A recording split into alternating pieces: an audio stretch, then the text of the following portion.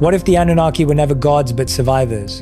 What if the oldest Sumerian texts were never meant to describe divinity, but something that came after a global catastrophe? The tablets do not speak of a mystical heaven, they speak of those who remained on the ground to rebuild in the wake of destruction. The conventional understanding of the Anunnaki as divine beings ruling from celestial thrones represents one of the most pervasive misinterpretations in ancient Near Eastern studies. This narrative, crystallized through decades of academic translation and popular interpretation, has created a theological framework that may fundamentally misrepresent the original Sumerian accounts. While popular theories popularized in the late 20th century portrayed the Anunnaki as extraterrestrial gods who genetically manipulated humanity, the underlying assumption that they were supernatural beings remains largely unchallenged. These translations built upon established academic interpretations dating back to the late 19th century. Earlier, Assyriologists worked within Victorian frameworks that automatically categorized ancient accounts of powerful beings as mythology. This classification system, inherited from classical Greek and Roman studies, imposed a binary distinction between historical fact and religious fiction that may not have existed in original Sumerian thought. The cuneiform tablets describing Anunnaki activities were thus relegated to the realm of mythology before their content could be examined through alternative interpretive lenses. The linguistic foundation supporting the divine interpretation of the Anunnaki rests primarily on the Sumerian term Dingir, which is consistently translated as God or divine being in academic literature. However, this translation reflects a semantic evolution that occurred over millennia of cultural transmission. The earliest attestations of Dingir in proto-cuneiform texts from Uruk, dating to approximately 3200 BC, show pictographic origins that suggest a more literal meaning. The symbol itself depicts a star or an elevated object, leading some linguists to propose that the original semantic range encompassed concepts of height, elevation, or celestial position rather than supernatural divinity. Examination of cognate terms in related languages supports this interpretation. The Akkadian term Ilu, often considered equivalent to Dingir, derives from a root meaning to be high or to elevate. Similarly, the Hebrew Elohim stems from roots associated with power and prominence, rather than a supernatural essence. This linguistic evidence suggests that early Mesopotamian peoples may have used Dingir to describe beings who were literally or figuratively above ordinary humans in terms of position, knowledge, or capability, without necessarily attributing supernatural qualities. The grammatical construction of Anunnaki references in Sumerian texts further complicates the divine interpretation. Unlike clearly mythological figures such as Tiamat or Abzu, who are consistently described using language denoting primordial or cosmic forces, the Anunnaki appear in administrative and legal contexts alongside recognizably human officials. The Drame archive, containing over 100,000 cuneiform tablets from the 3rd dynasty of Ur period, includes numerous references to Anunnaki receiving specific quantities of livestock, grain, and manufactured goods. These transactions follow standard bureaucratic formulas used for human administrators, suggesting that the Anunnaki functioned within established governmental hierarchies rather than operating from supernatural realms. Archaeological evidence from Mesopotamian sites reveals significant inconsistencies with the traditional timeline of divine intervention proposed by conventional interpretations. The standard narrative suggests that the Anunnaki established Sumerian civilization around 3500 BC, introducing agriculture, writing, and urban planning to primitive populations. However, excavations at sites like Jarmo, Telesawan, and Chogamami demonstrate continuous cultural development from approximately 10,000 BC onward. Innovations in farming techniques, pottery production, and settlement organization occurred gradually over millennia rather than through sudden divine intervention. The transition from the Ubaid to the Uruk periods shows particular complexity that challenges the divine intervention models. Rather than representing a revolutionary break with previous traditions, Uruk period innovations build directly upon Ubaid foundations.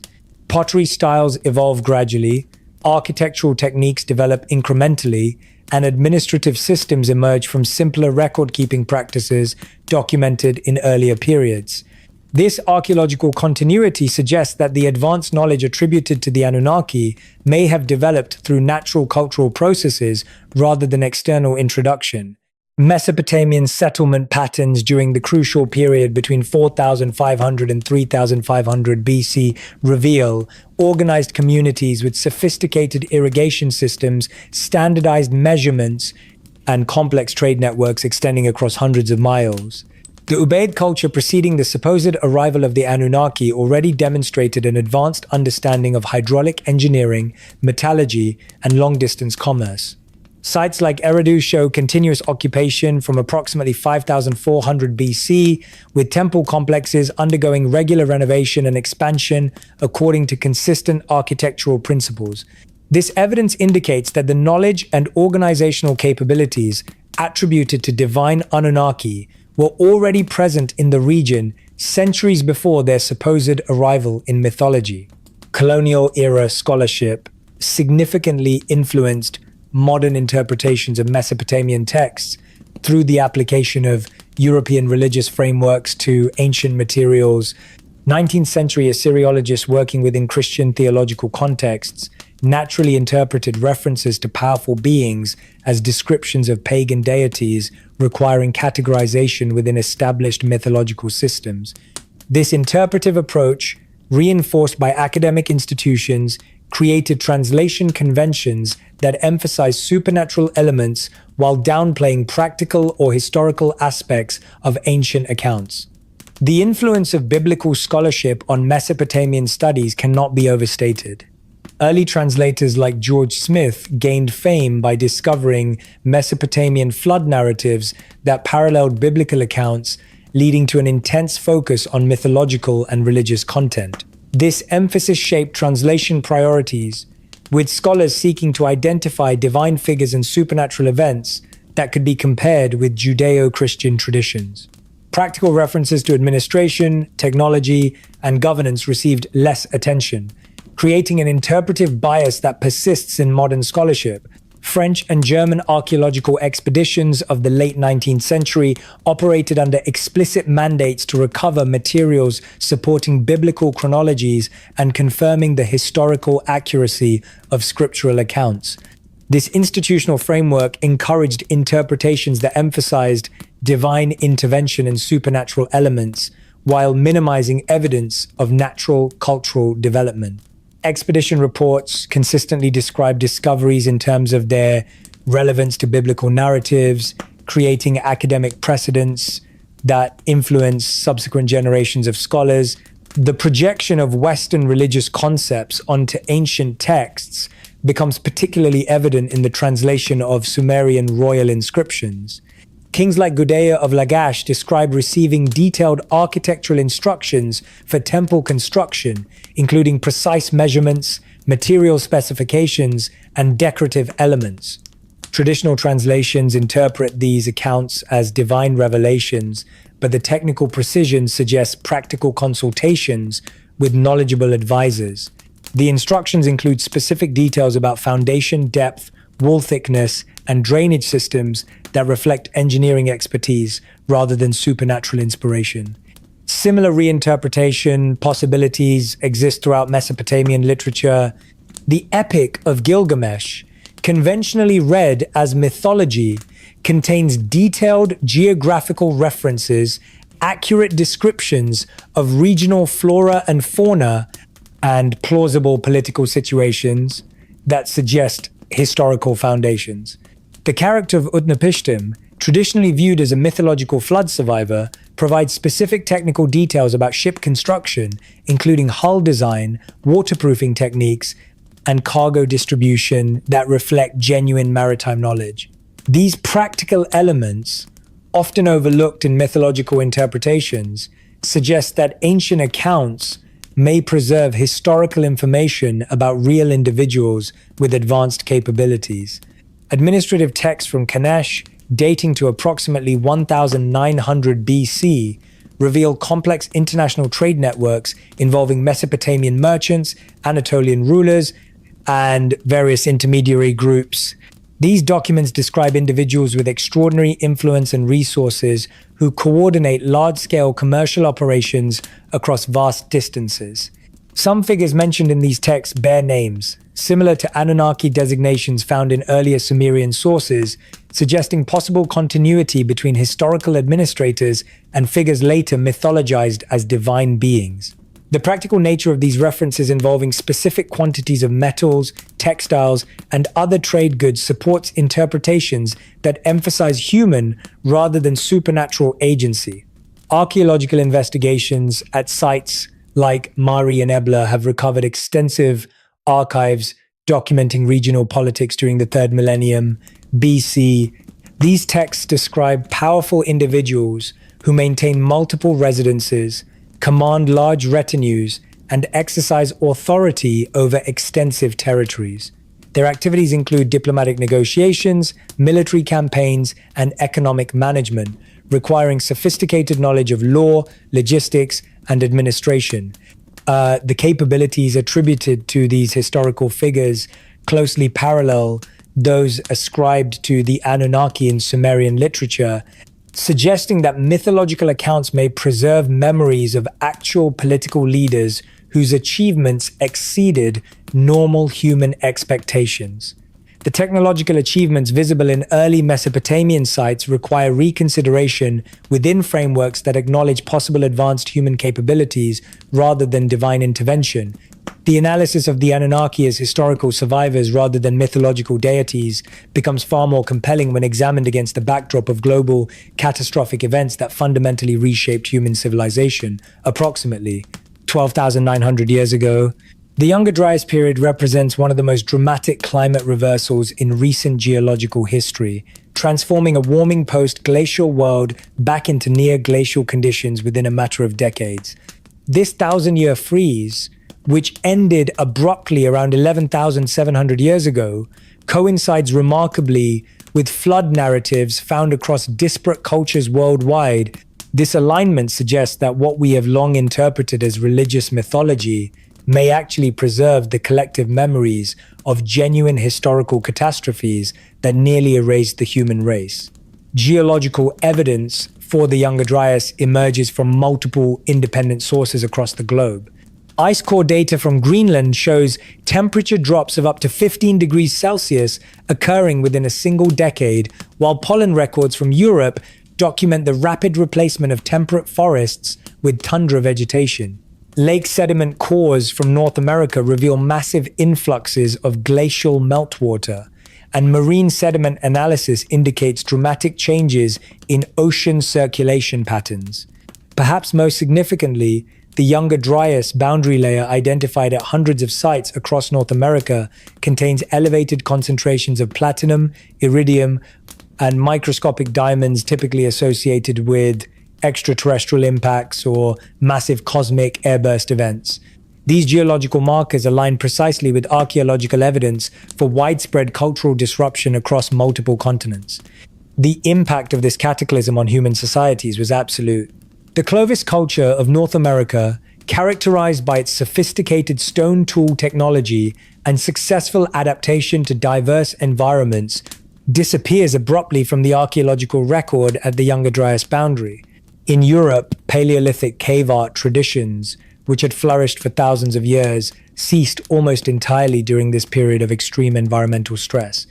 In the Near East, the Natufian culture, which had developed early agricultural techniques and permanent settlements, shows signs of sudden abandonment and population dispersal coinciding with the onset of colder and drier conditions. These are not the marks of a natural decline, but of a global reset that forced the few survivors to start again from zero. Flood narratives from cultures separated by thousands of miles and centuries share remarkably specific details that suggest common origins in actual events rather than independent mythological development. The Sumerian account of Utnapishtim describes a deluge lasting 7 days and nights, with waters covering the highest mountains and destroying all terrestrial life except those preserved in a specially constructed vessel. The biblical narrative of Noah contains nearly identical elements, including the duration of the rainfall, the submersion of mountains, and the preservation of life through advanced warning and careful preparation.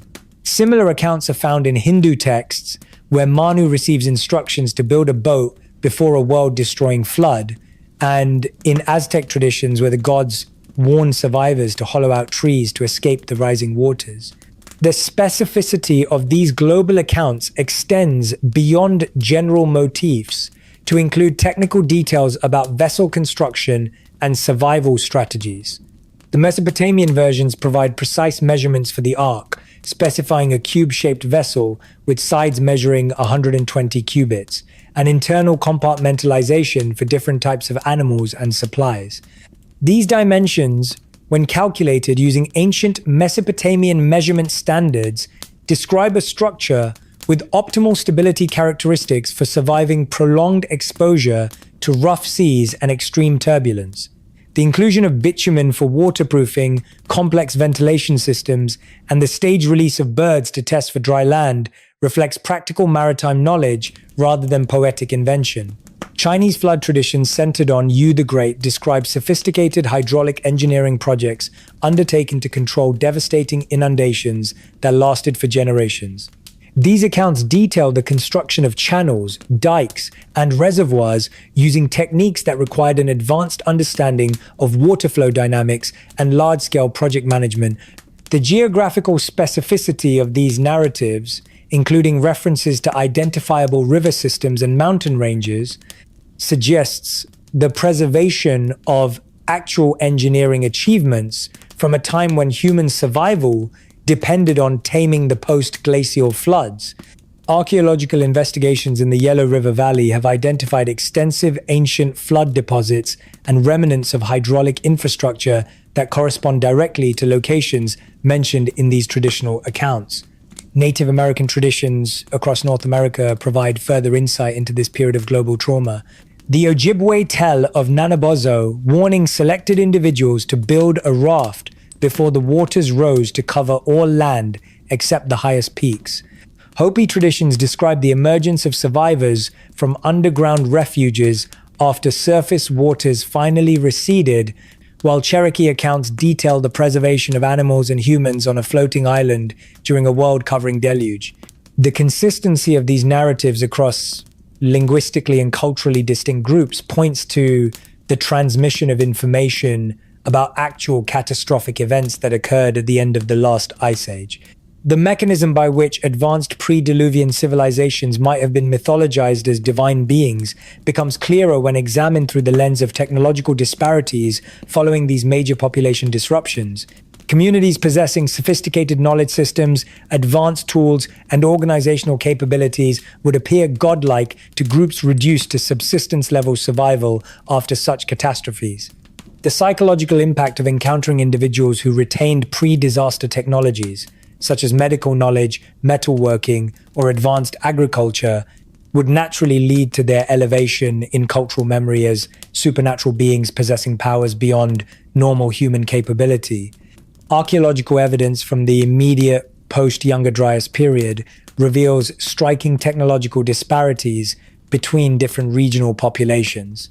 Sites in Anatolia, such as Göbekli Tepe, demonstrate sophisticated stonework techniques, complex astronomical alignments, and large-scale construction projects requiring coordinated labor forces and advanced planning capabilities. These achievements contrast sharply with contemporary sites in other regions where populations struggle to re-establish even basic agricultural practices. The preservation of advanced knowledge in certain locations, while other areas experience severe technological regression, supports a scenario in which survivor groups maintained pre-catastrophe capabilities that would seem miraculous to less fortunate populations. Oral tradition studies reveal sophisticated mechanisms by which technical knowledge can be preserved across multiple generations through narrative structures. Australian Aboriginal songlines encode detailed geographical information, including water sources and navigation routes, within mythological narratives that have been transmitted accurately for thousands of years. Similar systems exist in Polynesian navigation traditions, where technical knowledge about ocean currents and stellar navigation is preserved through chanted stories that appear mythological to outsiders but contain precise, practical information for trained practitioners. When we examine the Sumerian accounts of Anunnaki activities through this framework, we find embedded technical information that suggests the preservation of actual knowledge systems.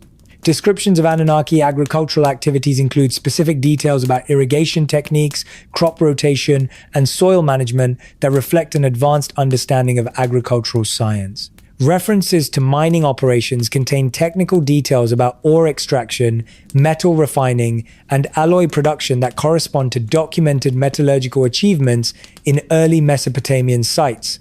Akkadian texts describing interactions between humans and Anunnaki frequently emphasize knowledge transfer rather than supernatural intervention. The Epic of Adapa, for example, describes the protagonist receiving instruction in fishing and navigation from Ea, who may have represented a knowledgeable survivor of advanced maritime traditions. The astronomical wisdom attributed to the Anunnaki may reflect cultural memory of the actual individuals or institutions responsible for maintaining these observation systems through catastrophic transitions. Sumerian astronomical texts demonstrate an understanding of precession, planetary cycles, and stellar positions that required centuries of continuous observation to develop. The accuracy of these systems, maintained through political upheaval and cultural change, suggests an institutional continuity that could only be preserved by groups possessing advanced organizational capabilities. By reinterpreting the Anunnaki as survivors, we see not gods, but the keepers of a lost technical legacy struggling to anchor the human race back into civilization. The technological artifacts described in Sumerian texts reveal a compelling pattern when examined through the lens of advanced terrestrial engineering rather than supernatural intervention. Detailed descriptions of Anunnaki transportation methods, particularly their divine barks and aerial vehicles, contain technical specifications that suggest a sophisticated understanding of aerodynamics, material science, and propulsion systems. These capabilities could theoretically be achieved through advanced human engineering preserved from a pre-catastrophe era. The Sumerian term magur, typically translated as a divine boat or sacred bark, appears in contexts that describe vehicles capable of traversing both water and air with equal facility. The boat of Enki, described in the text Enki and the World Order, possesses characteristics that extend far beyond conventional maritime vessels. The craft reportedly moves without oars or sails, generates its own internal illumination, and produces sounds described as roaring like a storm wind during its operation. These attributes align more closely with the descriptions of powered aircraft or high-speed hovercraft than traditional watercraft. This suggests that Sumerian scribes were documenting encounters with advanced flying machines using the closest available vocabulary from their own maritime experience. Technical details embedded within these descriptions reveal a sophisticated understanding of flight principles. The boat of Inanna, described in The Descent of Inanna, reportedly requires specific and rigorous preparation procedures before operation.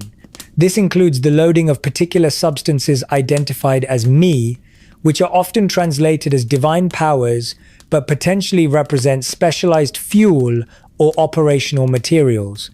The text specifies that these substances must be properly balanced and secured before the vehicle can achieve flight, suggesting a deep knowledge of weight distribution and fuel management critical for aerial navigation. The descriptions include references to the craft's ability to rise above high mountains and traverse great distances rapidly, capabilities that would require a practical understanding of altitude management and long-range navigation systems. Archaeological evidence from Mesopotamian sites reveals metallurgical capabilities that could theoretically support such advanced vehicle construction. Excavations at sites like Tel Asmar and Kafaja have uncovered evidence of sophisticated alloying techniques, including the production of bronze compositions with precisely controlled tin content for specific industrial applications.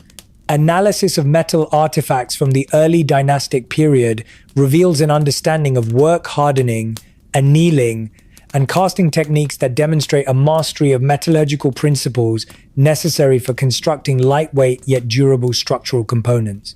The discovery of platinum beads at dating to approximately 2500 BC, indicates access to advanced refining techniques capable of processing metals with melting points exceeding 1700 degrees Celsius.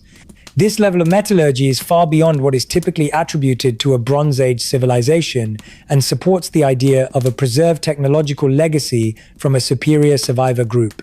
The description of Anunnaki vehicles often emphasizes their brilliant illumination and intense heat generation during operation.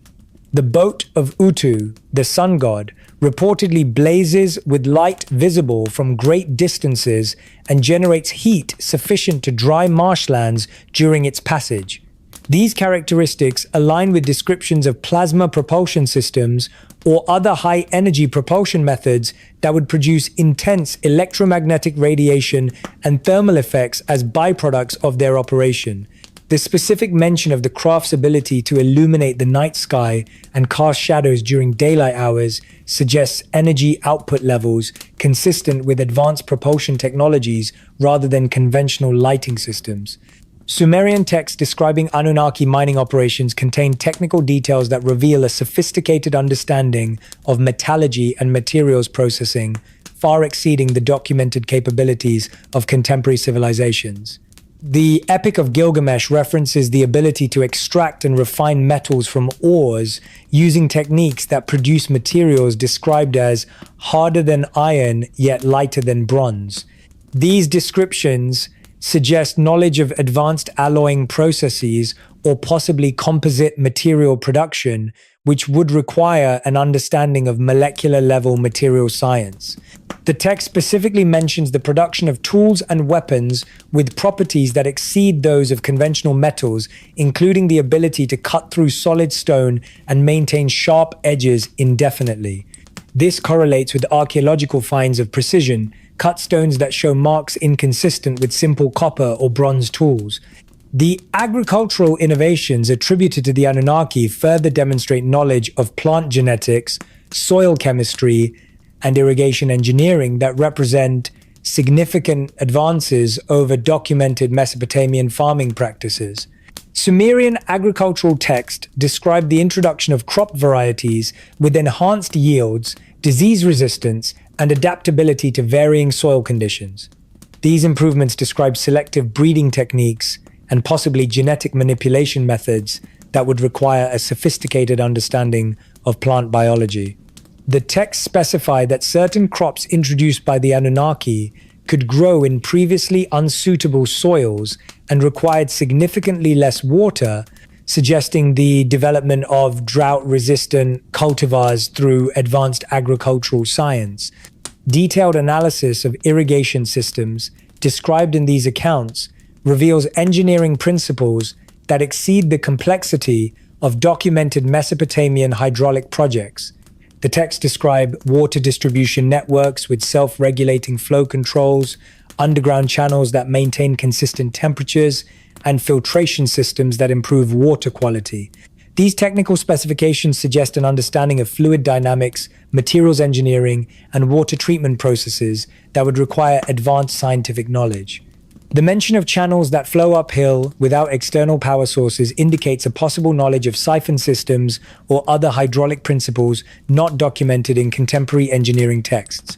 Medical knowledge attributed to the Anunnaki includes surgical techniques, pharmaceutical compounds, and diagnostic methods that significantly exceed the documented capabilities of ancient Near Eastern medicine. The text Ninurta and the Turtle describes medical procedures involving precise incisions, internal organ manipulation, and wound closure techniques that suggest an understanding of anatomy and surgical principles comparable to modern medical practice. References to instruments described as knives that cut without touching and lights that see inside the body indicate possible knowledge of laser surgery and diagnostic imaging technologies. Pharmaceutical knowledge includes the preparation of compounds with specific molecular structures designed to target particular physiological systems. Sumerian medical texts describe medications that affect consciousness, accelerate healing, and provide immunity through mechanisms that suggest an understanding of biochemistry and pharmacology. The texts specify preparation methods involving precise temperature control, timing sequences, and ingredient combinations that indicate a systematic knowledge of chemical processes and drug synthesis. References to substances that maintain their potency indefinitely and require only minimal dosages suggest the development of concentrated pharmaceutical preparations using advanced chemical engineering. The astronomical knowledge provided by the Anunnaki includes observational techniques and calculation methods that demonstrate an understanding of celestial mechanics requiring sophisticated instrumentation. Sumerian texts describe viewing instruments that enhance distant observation and calculation, devices that perform complex mathematical operations automatically. These references suggest access to optical instruments and mechanical computers that would require an advanced understanding of lens grinding and gear mechanism design. When we strip away the layer of divinity, the Anunnaki emerge as the engineers of a lost era. They were survivors who maintained the technical standards of the world they had lost to ensure that the light of civilization did not go out forever. The most compelling evidence for understanding the Anunnaki as survivors rather than gods emerges from a careful re-examination of the Sumerian creation narratives. When stripped of theological interpretation, these texts describe the fashioning of humans through processes that bear a striking resemblance to advanced biological manipulation and selective breeding programs rather than supernatural creation out of nothing. The Atrahasis epic, dating to approximately 1800 BC but preserving much older oral traditions, describes the creation of humans through a methodical process involving the mixing of clay with the flesh and blood of a slain divine being. This description, when viewed through a technical lens, suggests a sophisticated understanding of biological materials and genetic manipulation techniques. The Sumerian term Adamu, from which the biblical Adam derives, literally means to make or to fashion, implying an active manufacturing process. The text specifies that this fashioning required the expertise of specialized individuals, namely Nintu, the birth goddess, and Enki, who provided the essence or breath of life. This division of labor suggests a systematic approach to biological creation involving specialists with different areas of expertise, one focused on the physical development process and another contributing genetic or biological materials. Furthermore, the text emphasizes that this process required multiple attempts and refinements before producing satisfactory results, indicating an experimental methodology involving trial and error rather than infallible divine power. The description of human creation in the Enuma provides additional technical details that suggest advanced biological knowledge. The text states that humans were created by mixing the blood of Kingu with clay from the earth, specifying that this mixture required precise proportions and careful preparation to achieve the desired results. The emphasis on blood as the crucial component aligns with the modern understanding of DNA and genetic material contained within blood cells. The requirement for specific preparation procedures and the mention of multiple attempts before achieving success suggest experimental processes typical of laboratory science. Archaeological evidence from the Fertile Crescent reveals patterns of human development that correlate remarkably with the geographical areas described in Anunnaki settlement narratives. Sites like Catalhoyuk in Anatolia, dating to approximately 7,500 BC, show evidence of selective breeding programs for both plants and animals that demonstrate a sophisticated understanding of genetic principles. Excavations have revealed carefully maintained seed stocks with enhanced characteristics, domesticated animals showing specific trait selection, and human skeletal remains indicating improved nutrition and health. These improvements appear concentrated in areas that Sumerian texts identify as centers of Anunnaki activity, suggesting a correlation between advanced biological knowledge and specific geographical locations. The human skeletal remains from early Mesopotamian sites reveal anatomical changes that occurred over relatively brief periods, suggesting directed selection rather than natural evolutionary processes. Cranimetric analysis of skulls from sites like Tellus, Sorwan, and Choga Mummy shows systematic increases in brain capacity, improvements in dental health, and enhanced physical stature occurring within timeframes too rapid for natural selection. These changes appear most pronounced in burial contexts associated with elite individuals or those buried with advanced technological artifacts, suggesting that access to improved genetics correlated with social status or proximity to technologically advanced groups. The concept of divine bloodlines preserved in Mesopotamian royal genealogies takes on new significance when examined as potential documentation of genetic lineage from technologically advanced survivor populations rather than supernatural ancestry. The Sumerian king list describes antediluvian rulers with extraordinarily long lifespans, followed by a dramatic reduction in longevity after the flood. This pattern suggests not mythological timescales, but possible documentation of genetic advantages that were partially lost during catastrophic population bottlenecks and then gradually restored through selective breeding programs. Royal inscriptions from the early dynastic period frequently emphasize the ruler's direct descent from specific Anunnaki figures, with particular attention to maintaining pure bloodlines through carefully arranged marriages. The marriage practices of Mesopotamian royalty, including marriages within restricted noble classes, align with genetic preservation strategies designed to maintain specific hereditary characteristics. These practices may represent systematic attempts to preserve genetic advantages inherited from technologically advanced ancestors. The Akkadian term Simtu, often translated as divine decree or fate, appears in context describing inherited characteristics that determine individual capabilities and social positions. Analysis of text containing this term reveals a consistent association with heritable traits, including intelligence, physical capabilities, and resistance to disease. Medical texts from the Neo-Assyrian period describe inheritance patterns for various physical and mental characteristics that demonstrate a sophisticated understanding of genetic principles. The Diagnostic Handbook of Esagil Kinapli includes detailed descriptions of how specific traits pass from parents to children, including predictions about which characteristics will manifest in offspring based on parental features. These texts describe recessive and dominant inheritance patterns, using terminology that suggests systematic observation and documentation of genetic phenomena over multiple generations. The breath of life, described in creation narratives, appears consistently in contexts that suggest biological activation or genetic expression rather than spiritual animation.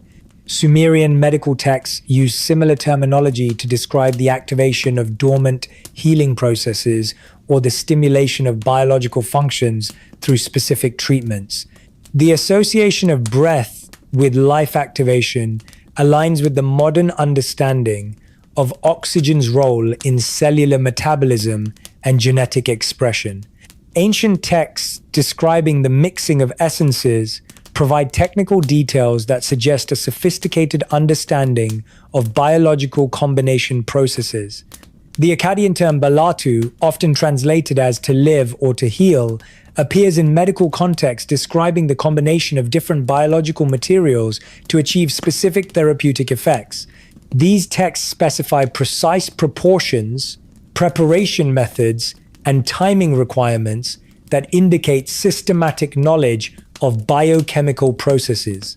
Archaeological evidence from burial sites associated with early Mesopotamian elites reveals genetic markers that suggest selective breeding programs designed to enhance specific capabilities. DNA analysis of remains from the royal cemetery at Ur indicates genetic diversity patterns consistent with systematic interbreeding between geographically distant populations possessing complementary genetic advantages. The genetic signatures suggest intentional combination of traits from different regional populations rather than random mating patterns typical of isolated communities. Mesopotamian marriage contracts from the Old Babylonian period include specific clauses regarding the genetic characteristics of potential offspring, with particular attention to intelligence and physical health. Royal genealogies from later Mesopotamian periods show consistent patterns of genetic enhancement through strategic marriages with individuals claiming descent from specific Anunnaki lineages. The Kassite dynasty maintained detailed records of bloodline purity that emphasized the preservation of specific genetic characteristics inherited from divine ancestors. These records include physical descriptions and intellectual capabilities that suggest systematic documentation of heritable traits rather than mythological attributes.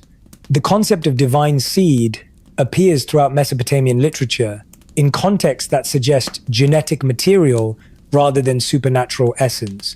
Agricultural texts use identical terminology to describe plant breeding programs designed to enhance crop characteristics, indicating that the same conceptual framework applied to both plant and human genetic improvement. The rapid development of human civilization in the Fertile Crescent, occurring within timeframes that challenge conventional models of cultural evolution, becomes more comprehensible when viewed as the result of systematic genetic enhancement programs implemented by technologically advanced survivor populations. The Anunnaki did not give humans a soul. They provided a refined genetic architecture, ensuring that the survivors of the Great Catastrophe would have the biological tools necessary to rebuild a complex world. The reinterpretation of the Anunnaki as survivors rather than gods provides a clear framework for understanding the rigid social stratification systems they established in ancient Mesopotamia. These systems follow predictable patterns seen in historical examples where a technologically superior minority establishes dominance over a larger indigenous population. The Sumerian social hierarchy was not a divine mandate, but a functional mechanism designed to maintain technological and genetic advantages while extracting resources from a numerically superior but less capable population. The earliest administrative records from Uruk, dating to approximately 3200 BC, reveal a structure that divided the population into distinct categories with markedly different rights, responsibilities, and access to resources. At the apex of this hierarchy stood the Lugal, or big man, who claimed direct descent from Anunnaki figures and exercised absolute authority over vast territories and populations.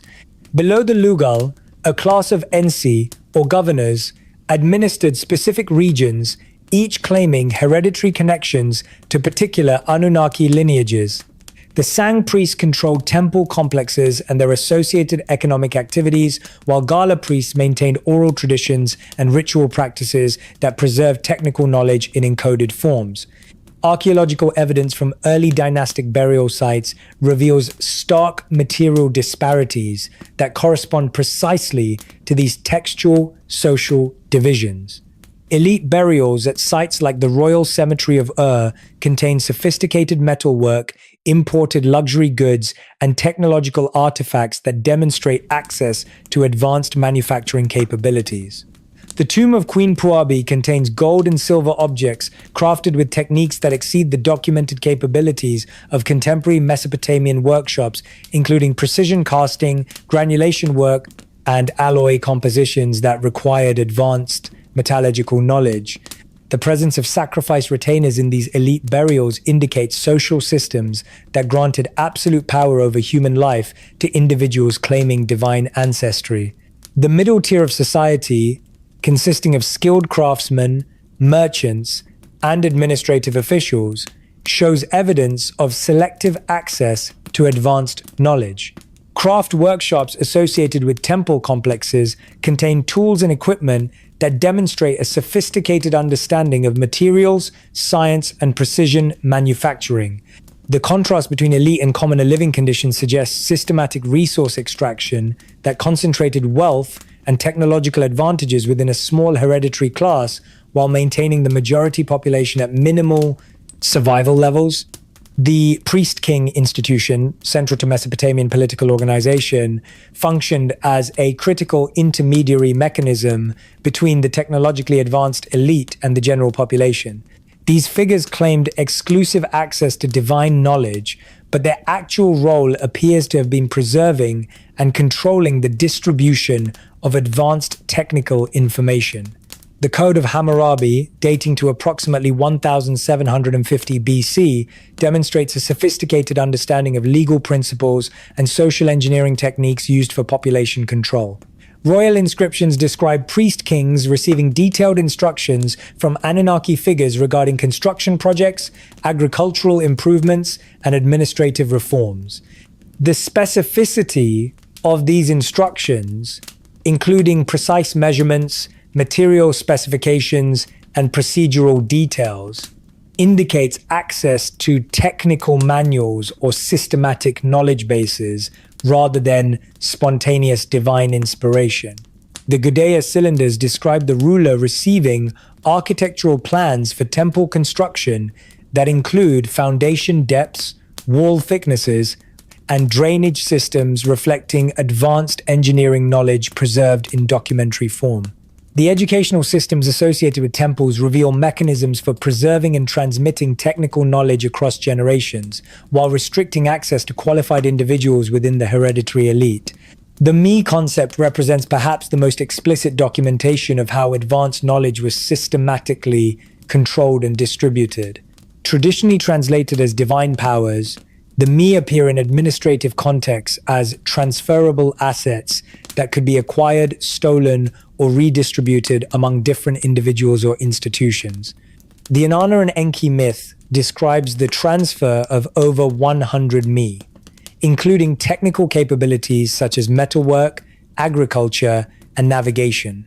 This narrative structure suggests that advanced knowledge was conceptualized as discrete, transferable assets rather than supernatural powers.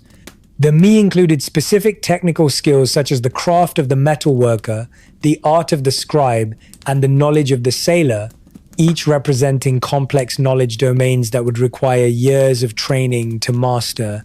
The tribute systems documented in Mesopotamian administrative archives reveal economic extraction mechanisms designed to concentrate resources within the technological elite. The Draham archive contains over 100,000 tablets documenting livestock, grain, and manufactured goods flowing from provincial communities to central temple and palace complexes. The scale of this resource extraction, involving millions of animals and thousands of tons of agricultural products annually, indicates systematic economic exploitation that would require sophisticated administrative systems and enforcement mechanisms to maintain. Temple economies functioned as resource concentration and redistribution centers that channeled wealth from dispersed agricultural communities to urban centers controlled by the hereditary elite. The standardization of weights, measures, and currency systems across Mesopotamian territories demonstrates centralized control mechanisms that facilitated resource extraction while preventing independent economic development among subject populations. Archaeological evidence reveals identical measurement standards at sites separated by hundreds of kilometers, indicating the systematic implementation of administrative systems that enabled efficient taxation and tribute collection. The uniformity of these systems suggests central planning and implementation by groups possessing advanced organizational capabilities. Military organization in early Mesopotamian states reveals technological advantages that enabled small elite groups to maintain control over much larger populations. The geographical distribution of Mesopotamian city-states follows patterns that suggest strategic positioning for resource control and population management rather than natural settlement development. Major urban centers like Uruk and Babylon occupy locations that control river, transportation routes, agricultural regions, and mineral resources. The spacing between these centers corresponds to optimal administrative control distances, suggesting systematic territorial organization designed to maximize resource extraction while minimizing costs. Population control mechanisms embedded within legal and religious systems reveal a sophisticated understanding of social engineering. Marriage laws and inheritance practices systematically prevented social mobility while ensuring that advanced knowledge and resources remained concentrated within families claiming Anunnaki descent. This hypothesis of elite survivor dominance gains substantial support when examining the archaeological record through the lens of technological discontinuities. The survivor populations with advanced capabilities systematically established themselves as ruling classes in areas with favorable conditions for resource extraction. The rigid caste distinctions and hereditary privileges mirror documented historical examples of advanced groups implementing control mechanisms to maintain their technological and genetic advantages.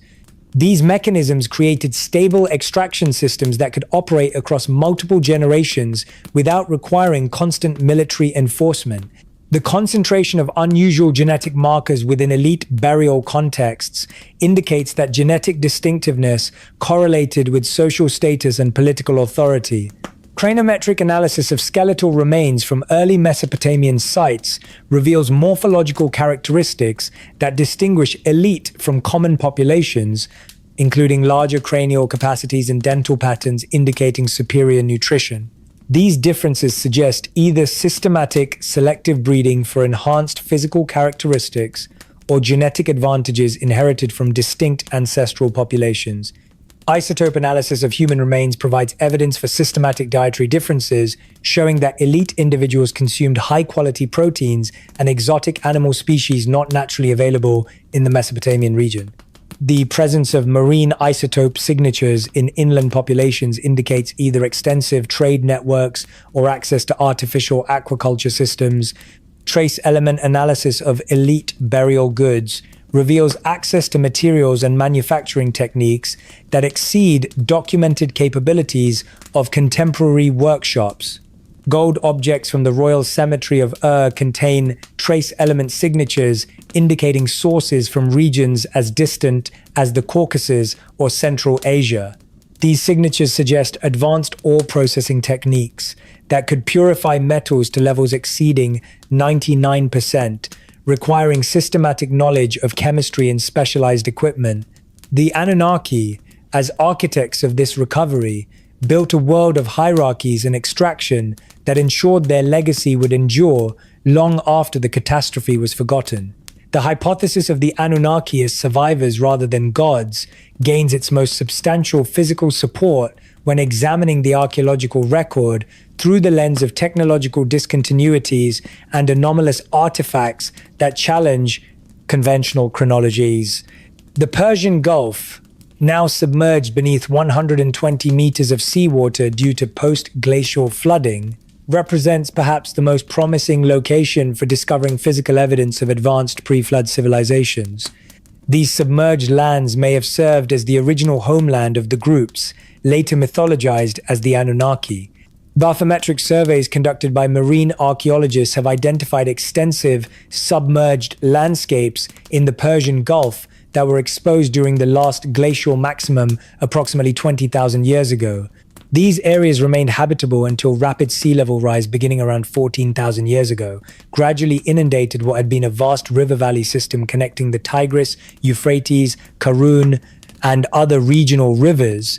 Side-scan sonar imaging has revealed geometric anomalies on the seafloor that suggest artificial structures, including linear features extending for several kilometers, circular formations with diameters exceeding 200 meters, and rectangular depressions that could represent foundation remnants of large-scale construction projects.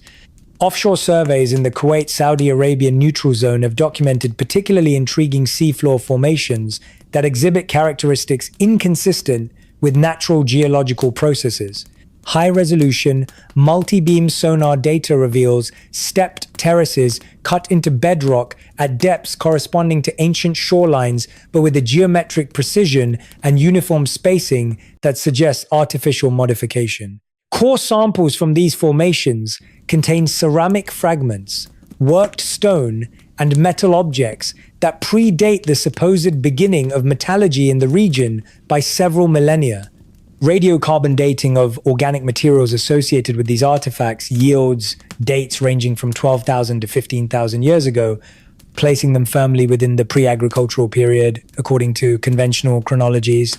Underwater excavations at sites like Marawa Island have recovered architectural elements that demonstrate sophisticated construction techniques predating known Mesopotamian building methods.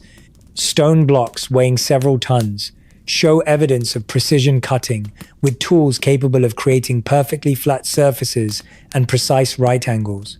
The joints between these blocks achieve tolerances of less than 1 millimeter, indicating access to advanced surveying and cutting equipment. More significantly, several blocks contain metal clamps and dowels composed of alloys that include elements like chromium and vanadium, which were supposedly unknown in the ancient world until much later periods. The distribution of these underwater sites follows patterns that suggest systematic urban planning rather than random settlement development. Major structural complexes appear at regular intervals along what would have been the ancient coastline, connected by linear features that could represent roads or canals. The positioning of these sites provides optimal access to freshwater sources, defensible elevated positions, and natural harbors that would have facilitated maritime trade and transportation. This systematic arrangement indicates a centralized planning authority with a sophisticated understanding of urban design principles and regional geography. Terrestrial archaeological sites throughout Mesopotamia contain numerous artifacts that challenge conventional understanding of ancient technological capabilities. The Iraq National Museum includes objects that demonstrate metallurgical techniques supposedly unknown until much later periods. A bronze figurine from the early dynastic period contains traces of platinum group metals that require processing temperatures exceeding 1,700 degrees Celsius. The figurine's composition includes precisely controlled percentages of tin, lead, and antimony that indicate systematic alloying techniques rather than accidental contamination from natural sources. The Sumerian Foundation deposits from Eridu contain stone tools made from materials not naturally occurring in Mesopotamia, including obsidian from Anatolia, flint from the Levant, and jade from Central Asia. The presence of these exotic materials in the earliest occupation levels indicates extensive trade networks or transportation capabilities that enabled the movement of heavy materials across thousands of kilometers. More puzzling are the precision ground stone implements that exhibit surface finishes achievable only through mechanical polishing techniques. Microscopic analysis reveals tool marks consistent with rotary grinding equipment rather than hand finishing methods documented in other ancient cultures.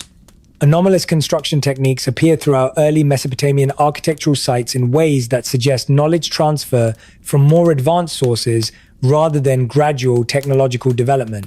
The foundation of the White Temple at Uruk demonstrates construction methods that differ significantly from later Mesopotamian building practices. The foundation blocks are positioned with astronomical precision, aligned to celestial coordinates with accuracy margins of less than 1 degree. The construction technique involves interlocking stone blocks with complex geometric joints that distribute structural loads more efficiently than conventional masonry methods. The acoustic properties of early Mesopotamian temple chambers reveal a sophisticated understanding of sound engineering that suggests intentional design for specific audio applications.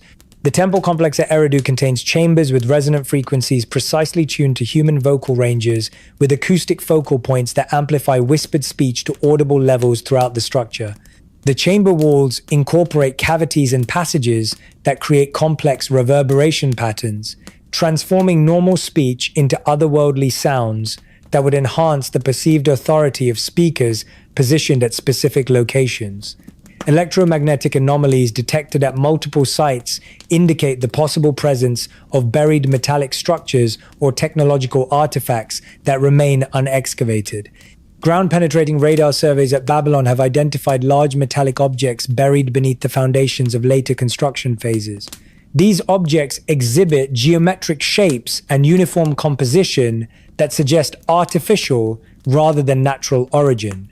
Magnetometer readings reveal organized patterns of magnetic variation that could indicate the presence of systematic metallic installations or machinery components buried at depths exceeding current excavation levels.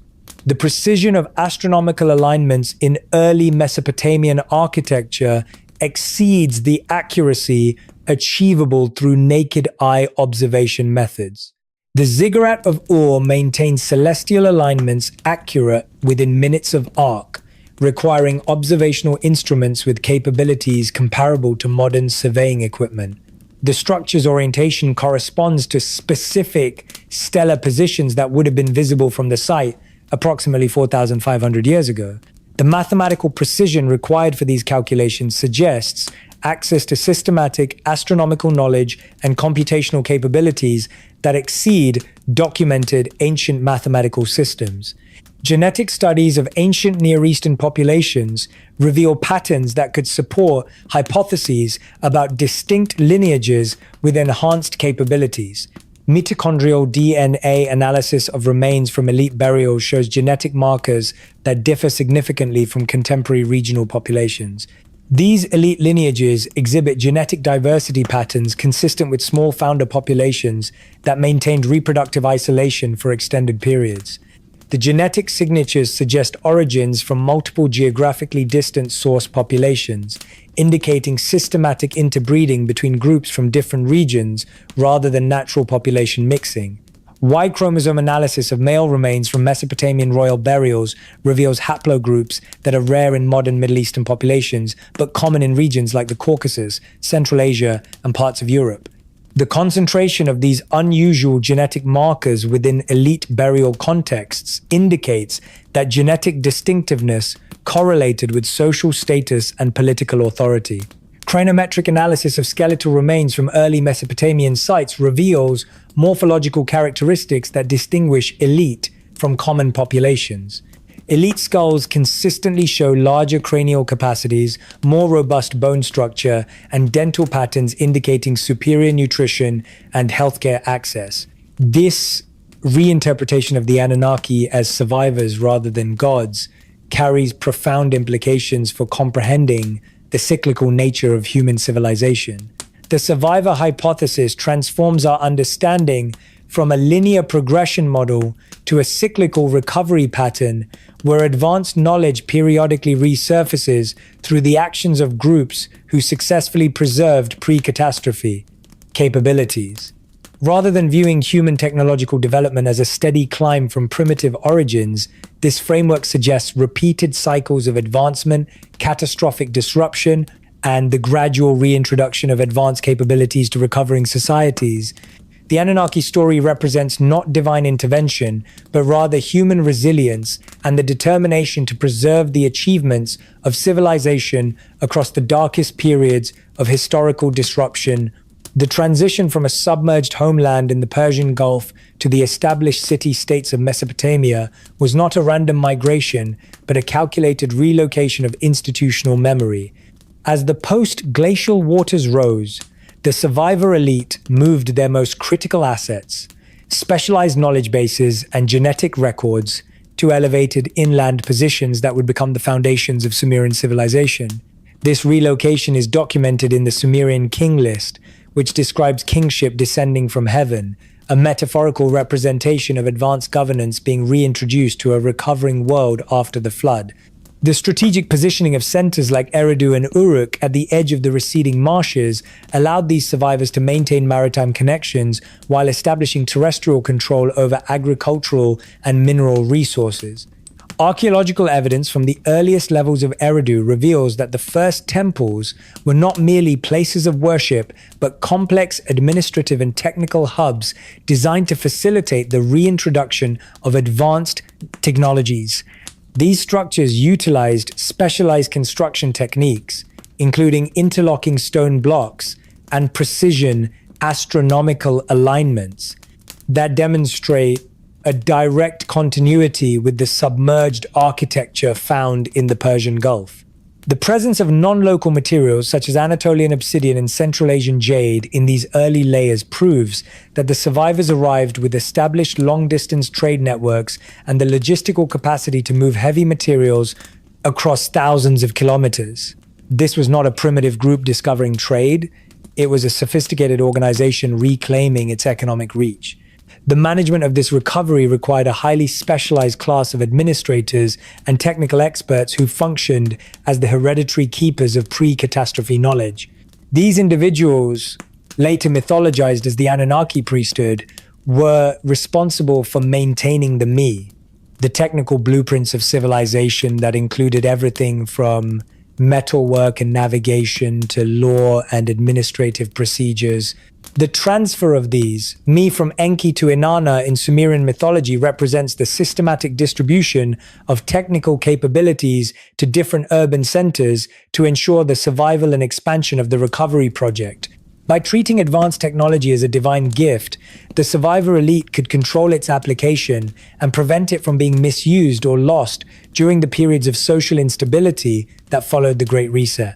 The rapid technological advancement documented in early Mesopotamia was mirrored by similar patterns of emergence in other regions of the world, suggesting a coordinated global effort by survivor populations.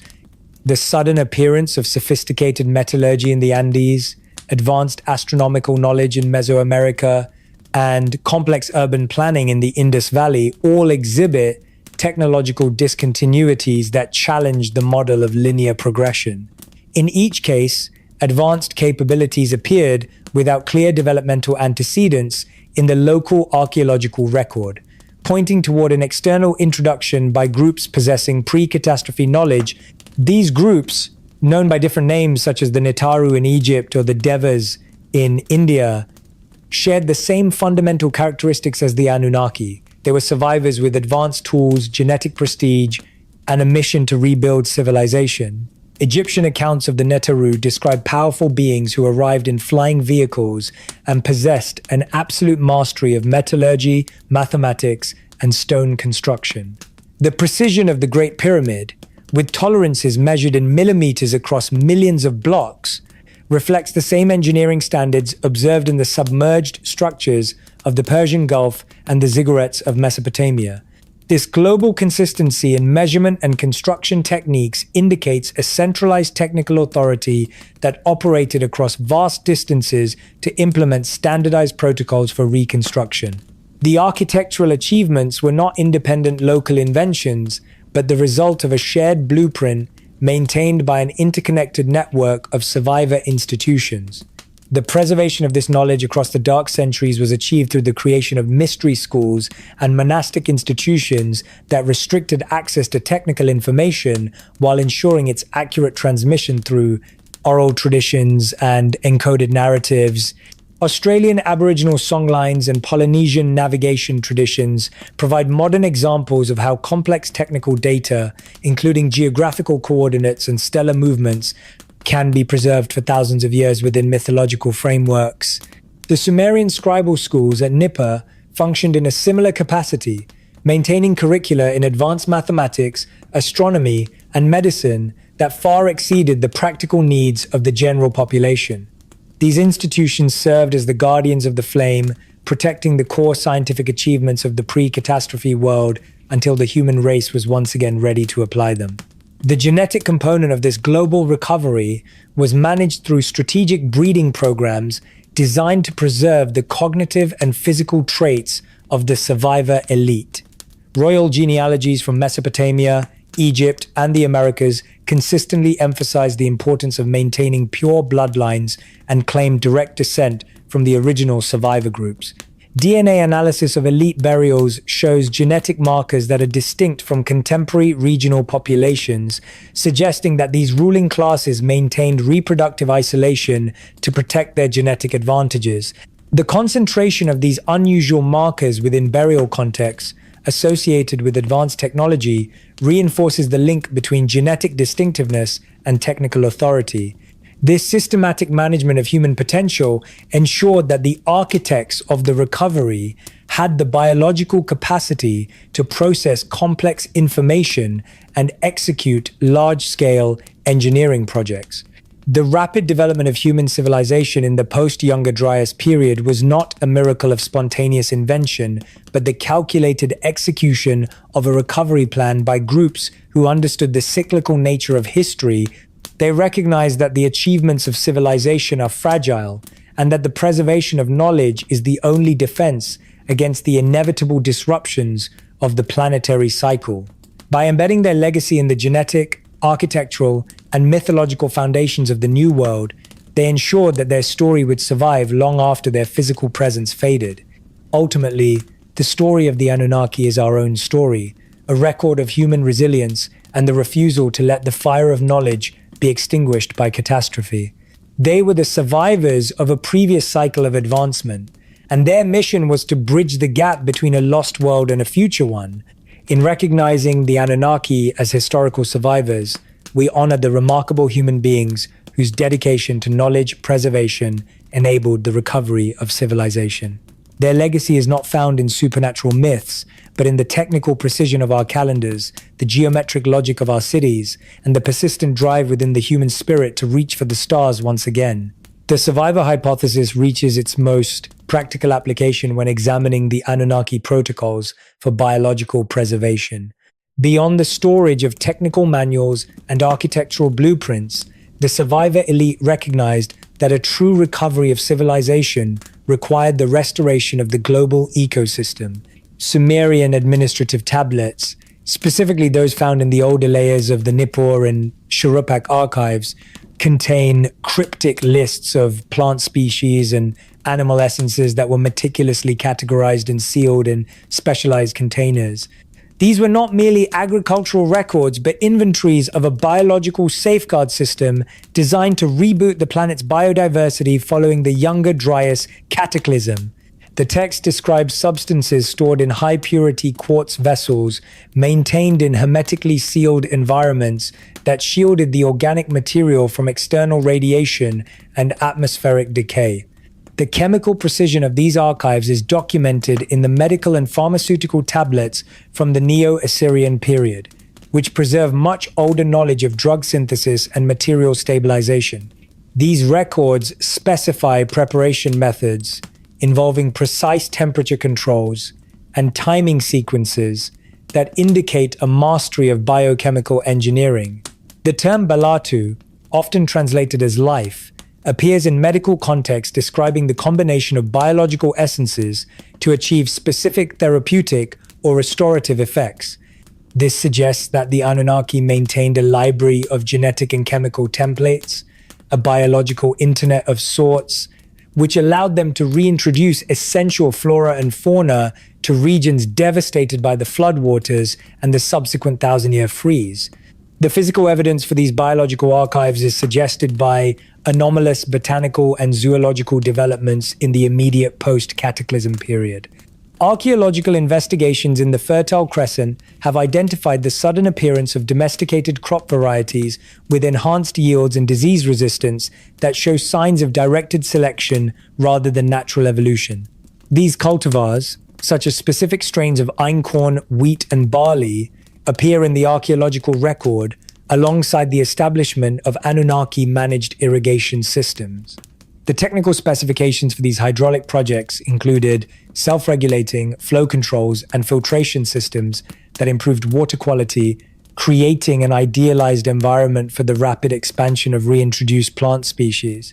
Furthermore, the skeletal remains of domesticated animals in sites like Catalhoyuk and Tel Es-Sarwan indicate improved nutrition and health compared to contemporary wild populations, suggesting they were the product of managed breeding programs.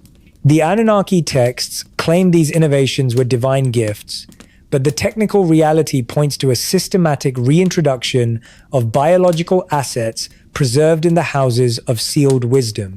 This biological management extended to the human survivors as well, with medical texts describing surgical techniques and pharmaceutical compounds that provided immunity to diseases and accelerated healing processes. By controlling the biological environment, the survivor elite ensured that the workforce required for their reconstruction projects remained physically capable and genetically optimized for the harsh conditions of the post-disaster world. The ultimate goal of the biological safeguards was the long-term stability of the human species through the preservation of elite genetic lineages. Royal genealogies and marriage contracts from the Old Babylonian period emphasized the maintenance of pure bloodlines and the strategic combination of genetic traits from geographically distant populations. This practice, recorded in the administrative archives as the management of the divine seed, indicates a sophisticated understanding of heredity and recessive inheritance patterns. The records include physical descriptions and intellectual capabilities of individuals, suggesting a systematic documentation of heritable traits rather than mythological attributes. The institutional memory of these biological protocols was encoded in the religious rituals and festivals of the temple complexes, ensuring their survival even when the technical understanding of the survivors began to fade into the fog of history. The me associated with the arts of the physician and the scribe were the practical handles for this knowledge, transferable assets that could be assigned to qualified administrators to maintain the health and productivity of the population. In this framework, the Anunnaki were not creating life out of nothing. They were the stewards of a planetary library, the librarians of a biological heritage that was nearly lost to the stars. Their legacy is the very structure of the modern world, a testament to human resilience and the determination to rebuild even when the foundations of the earth are shaken.